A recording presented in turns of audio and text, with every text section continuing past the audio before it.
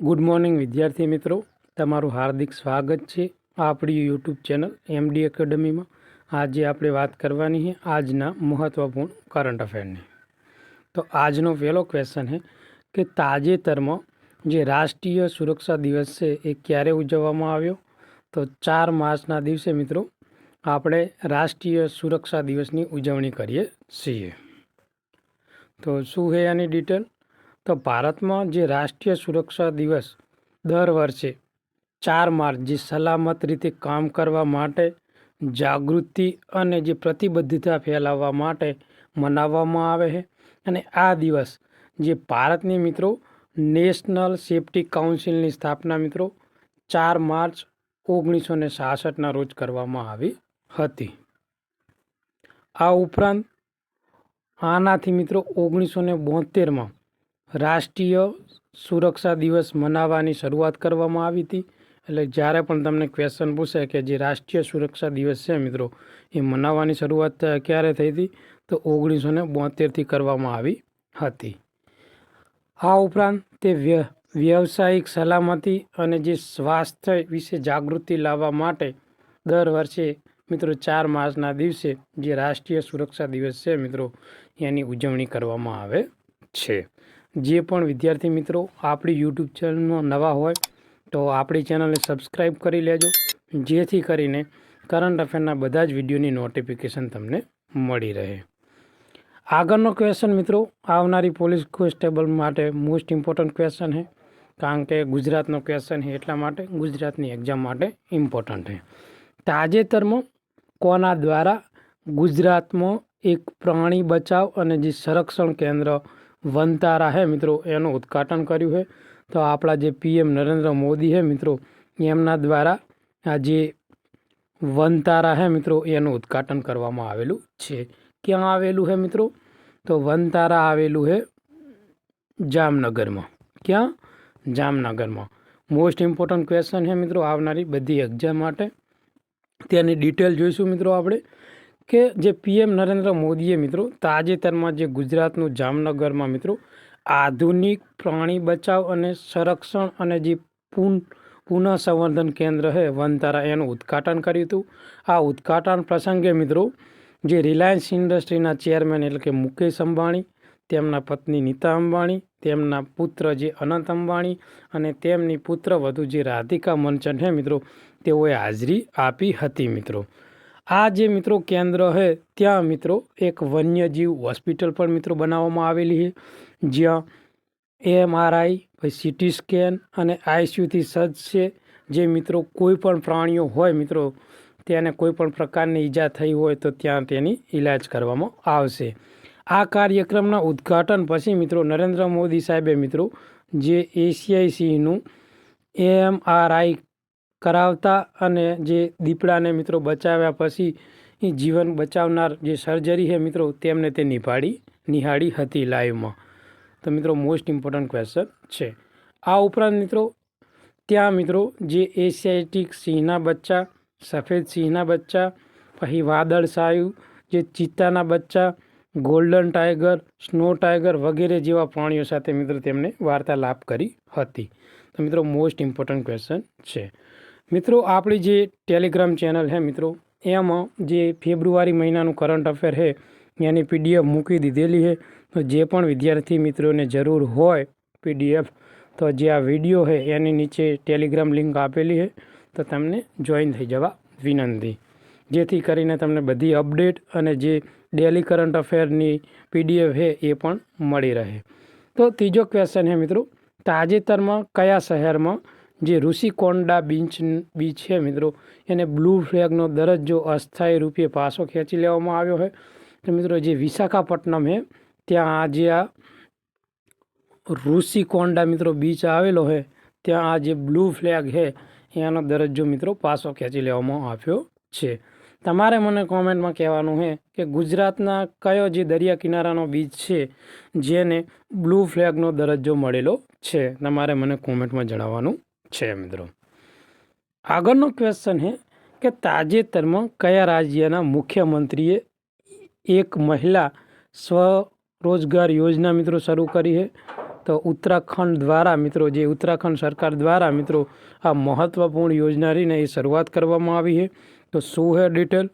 તો મિત્રો ઉત્તરાખંડ સરકાર દ્વારા જે મુખ્યમંત્રી એકલ મહિલા સ્વરોજગાર યોજના છે એ શરૂ કરવામાં આવી છે. અને મિત્રો આ યોજનામાં શું છે કે મહિલાઓને 2 લાખ સુધીની મિત્રો નાણાકીય સહાય કરવામાં આવશે. કેટલા લાખની? 2 લાખની મિત્રો નાણાકીય સહાય કરવામાં આવશે. તો ઇમ્પોર્ટન્ટ ક્વેશ્ચન છે મિત્રો આ રહ્યો, આવનારી એક્ઝામમાં પૂછાઈ શકે છે યોજનાના ભાગ રૂપે. તો આ યોજના હેઠળ મિત્રો 75% રકમ આપવામાં આવશે, જ્યારે લાભાર્થીઓ ફક્ત 25% ફાળો આપશે. અને પહેલાં મિત્રો ઉત્તરાખંડ દ્વારા પહેલા તબક્કામાં આ યોજના હેઠળ 2000 મહિલાઓને સશક્ત બનાવવાનો છે, જેનાથી નાણાકીય સ્વતંત્રતા અને જે આત્મનિર્ભરતા છે એ પ્રાપ્ત કરી શકે. એટલે પહેલા તબક્કામાં મિત્રો કેટલી મહિલાઓને આવરી લેવામાં આવશે? તો 2000 મહિલાઓને આવરી લેવામાં આવશે. ઓકે, આગળનો ક્વેશ્ચન છે કે ભારતમાં સૌપ્રથમ જે સર્વેક્ષણ માટે કેટલી નદીમાં ડોલ્ફિન નોંધાઈ છે મિત્રો? તો ટોટલ ડોલ્ફિન કેટલી નોંધાણી છે? તો 6327 ડોલ્ફિન મિત્રો નોંધાણી છે. અને આ સૌ પ્રથમ મિત્રો ડોલ્ફિનની ગણતરી કરવામાં આવી છે. આ પણ ક્વેશ્ચન આવનારી એક્ઝામ માટે મોસ્ટ ઇમ્પોર્ટન્ટ છે, કારણ કે જે આ નદીની મિત્રો ડોલ્ફિન છે એની પ્રથમ વખત ગણતરી થાય છે એટલા માટે. તો શું છે એની ડિટેલ મિત્રો? તો ભારતમાં સૌ પ્રથમવાર થયેલા જે નદી ડોલ્ફિન સર્વેક્ષણમાં 8 રાજ્યોમાં કુલ 28 નદીઓમાં મિત્રો 6327 ડોલ્ફિનો નોંધાઈ હતી, જેમાં મિત્રો 8500 કિમી સુધી વધુ સર્વેક્ષણ કરવામાં આવ્યું હતું. અને જે પ્રધાનમંત્રી દ્વારા આમાં ભાર મૂકવામાં આવ્યો છે. ભાર શા માટે મૂકવામાં આવ્યો છે? તો આનાથી શું ફાયદો થશે કે જે ઇકો ટુરિઝમ છે મિત્રો એને પ્રોત્સાહન આપવા, સંરક્ષણ અને જે વન્યજીવ છે મિત્રો એ વિશે જાગૃતિ લાવવા માટે મહત્ત્વપૂર્ણ ભાર મૂકવામાં આવ્યો હતો. હવે મિત્રો આ જે સર્વેક્ષણ છે એ 3150 જે માનવ દિવસોનો સમાવેશ કરવામાં આવ્યો હતો. આ ઉપરાંત જે સંરક્ષણ પ્રયાસો ઉપર મહત્ત્વપૂર્ણ પ્રકાશ પાડવામાં આવ્યો છે. સૌથી વધુ ડોલ્ફિન મિત્રો ક્યાં છે? તો ઉત્તર પ્રદેશમાં મિત્રો જોવા મળી છે. તો પહેલા નંબરે મિત્રો ઉત્તર પ્રદેશ છે, બીજા નંબરે છે બિહાર, ત્રીજા નંબરે છે પશ્ચિમ બંગાળ અને ચોથા નંબરે મિત્રો આસામનો સમાવેશ થાય છે. તો મિત્રો તમારે એક્ઝામમાં ક્વેશ્ચન પૂછાય કે સૌથી વધુ ડોલ્ફિન ક્યાં નોંધાઈ છે? તો તમારે ઉત્તર પ્રદેશ યાદ રાખવાનું. 100% મિત્રો આવનારી કોઈ પણ ગવર્મેન્ટ એક્ઝામમાં આરો ક્વેશ્ચન પૂછાશે. ઓકે, આગળનો ક્વેશ્ચન છે મિત્રો વિજ્ઞાન ટેકનોલોજીનો છે, સંરક્ષણ ખાતું છે. એટલે મિત્રો જે પોલીસ કોન્સ્ટેબલ અને પીએસસી માટે પણ આ ઇમ્પોર્ટન્ટ ક્વેશ્ચન સાબિત થાય છે. અને આ ક્વેશ્ચન રહ્યો ને મિત્રો એ વિધાન બેઝ આવી શકે છે. ઓકે, એટલે આ ક્વેશ્ચન આપણે ડિટેલમાં ભણવાનો થશે.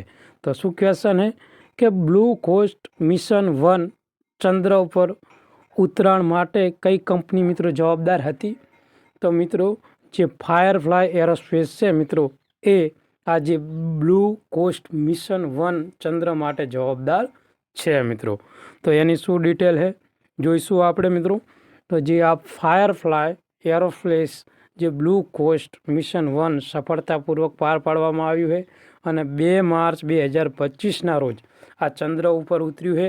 અને આ બીજું ખાનગી ચંદ્ર ઉતરણ છે, એટલે ચંદ્ર ઉપર ઉતરનાર આ બીજું મિશન છે જે કોઈ ખાનગી કંપની દ્વારા મિત્રો કરવામાં આવ્યું હોય. તો મિત્રો આ ટોપિક મોસ્ટ ઇમ્પોર્ટન્ટ છે, યાદ રાખજો. કોઈ બી એક્ઝામમાં જીપીએસસીની હોય, 1-2 હોય, અપર ક્લાસ 3 હોય કે પીએસઆઈ હોય કે પોલીસ કોન્સ્ટેબલ હોય, આ વિધાન બેઝ 100% ક્વેશ્ચન આવશે. તો મિત્રો આ મિશન રહ્યું ને 15 જાન્યુઆરી 2025ના રોજ મિત્રો જે સ્પેસ એક્સનું જે ફાલ્કન 9 રોકેટ છે મિત્રો એના દ્વારા લોન્ચ કરવામાં આવ્યું હતું. તો રોકેટ કયું છે? ફાલ્કન 9. અને તેમાં ચંદ્રની માટીનું વિશ્લેષણ સહિત 10 વૈજ્ઞાનિક સાધનોના વહન કરવામાં આવ્યા હતા મિત્રો. આ ઉપરાંત આ જે મિશન છે એ સૌર પ્રભાવ હેઠળ ચંદ્રની જે ધૂળના વર્તનનો પણ અભ્યાસ કરશે. આ ઉપરાંત પૂર્વગ્રહણ અને જે ચંદ્ર ઉપર સૂર્યાસ્ત જેવી મહત્ત્વપૂર્ણ ઘટનાઓ કેપ્ચર કરવા માટે મિત્રો આ જે મહત્ત્વપૂર્ણ મિશન છે ને એ લોન્ચ કરવામાં આવ્યું છે. અને જે આ ફાયરફ્લાય એરોસ્પેસ છે એ આ અગ્રણીય ચંદ્ર મિશનમાં મહત્ત્વની એક ભૂમિકા ભજવી છે અને જે એ આપણા માટે એક ગૌરવની વાત છે. આગળનો ક્વેશ્ચન છે મિત્રો કે જે જમ્પિંગ કરોળિયાની નવી પ્રજાતિની શોધ સાથે કયો દેશ સંકળાયેલો છે? તો મિત્રો શ્રીલંકા દેશ સંકળાયેલો છે. આગળનો ક્વેશ્ચન છે કે કયા દેશે સત્તાવાર રીતે અંગ્રેજીઓને તેની રાષ્ટ્રીય ભાષા તરીકે જાહેરાત કરી છે? તો અમેરિકા દ્વારા મિત્રો હાલમાં અમેરિકાના જે રાષ્ટ્રપ્રમુખ છે ડોનાલ્ડ ટ્રમ્પ એના દ્વારા મિત્રો પ્રેસ કોન્ફરન્સ કરીને આ મહત્વપૂર્ણ જાહેરાત કરવામાં આવી છે. આ ઉપરાંત તાજેતરમાં મિત્રો જે પદ્મકર જે શિવાલકર છે મિત્રો તેનું અવસાન થયું છે. તેઓ કોણ હતા? તો મિત્રો તે ભારતીય ક્રિકેટર હતા. તેઓએ મિત્રો ડોમેસ્ટિક ક્રિકેટ જ રમી છે, આંતરરાષ્ટ્રીય કોઈ પણ મેચ રમી નહીં. એટલે મિત્રો મોસ્ટ ઇમ્પોર્ટન્ટ છે આ ક્વેશ્ચન આવનારી એક્ઝામ માટે. ઓકે, આગળનો ક્વેશ્ચન છે કે તાજેતરમાં મિત્રો જે IRCTC સાથે કઈ કંપનીને નવરત્નનો દરજ્જો આપવામાં આવ્યો છે? તો મિત્રો રેલવેની જે IRFC છે મિત્રો એને નવરત્નનો દરજ્જો આપવામાં આવેલો છે. આગળનો ક્વેશ્ચન છે કે તાજેતરમાં યામાડોરુ ઓસી કયા દેશના નવા રાષ્ટ્રપતિ બન્યા છે? તો જે ઉરુગ્વે છે મિત્રો એના તેઓ રાષ્ટ્રપતિ બન્યા છે. આગળનો ક્વેશ્ચન છે મિત્રો કે તાજેતરમાં જે 7મી વખત બાર કાઉન્સિલ ઓફ ઇન્ડિયાના નવા પ્રમુખ તરીકે કોણ ચૂંટાયા છે? તો મનન કુમાર મિશ્રા છે મિત્રો એ સતત 7મી વખત જે બાર કાઉન્સિલ ઓફ ઇન્ડિયા છે એના પ્રમુખ તરીકે ચૂંટાઈને આવ્યા છે મિત્રો. તો મિત્રો જે વરિષ્ઠ વકીલ મનન કુમાર મિશ્રાએ ફરી એકવાર મિત્રો બાર કાઉન્સિલ ઓફ ઇન્ડિયાના અધ્યક્ષ તરીકે પોતાનું સ્થાન સુરક્ષિત કર્યું છે. તેઓ સતત તેમનો 7મી વખત આ વિજય છે. તો મિત્રો આજનું આ મહત્વપૂર્ણ કરંટ અફેર આપણે અહીંયા પૂરું કરીએ છીએ. તમને આ વિડીયો ગમ્યો હોય તો લાઈક કરજો, શેર કરજો અને બીજા તમારા મિત્રોને મોકલી આપજો. ફરી મળીશું કાલે નવા કરંટ અફેર સાથે. ત્યાં સુધી તમારો દિવસ શુભ રહે. Thank you. ધન્યવાદ.